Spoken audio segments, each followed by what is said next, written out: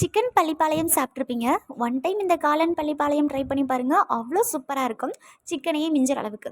சூடான சாதம், காளான் பள்ளிப்பாளையம், கொஞ்சம் நல்லெண்ணெய். ஆஹா! சூப்பராக இருக்கும். கண்டிப்பாக ட்ரை பண்ணி பாருங்கள்.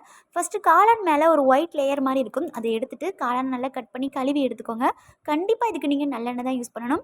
கடாயில் நல்லெண்ணெய், கடுகு, சீரகம், சின்ன வெங்காயம், காஞ்ச மிளகாய், அதுக்குள்ளே இருக்கிற விதையெல்லாம் எடுத்துருங்க.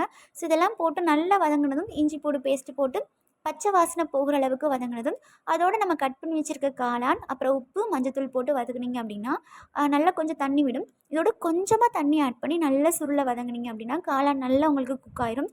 ஸோ இது குக்கான காளானில் என்னோட ஃப்ளேவருக்காக நான் லைட்டாக கரம் மசாலா தூள் ஆட் பண்ணியிருக்கேன். அது ஆப்ஷனல் தான். ஸோ ஃபைனல் டச்சாக கட் பண்ணி வச்சுருக்க தேங்காய் போட்டு ஒரு 2 நிமிஷம் நல்ல சுருளை வதக்குனீங்க அப்படின்னா ஒரு சூப்பரான காளான் பள்ளிப்பாளையம் ரெடி ஆயிடும்.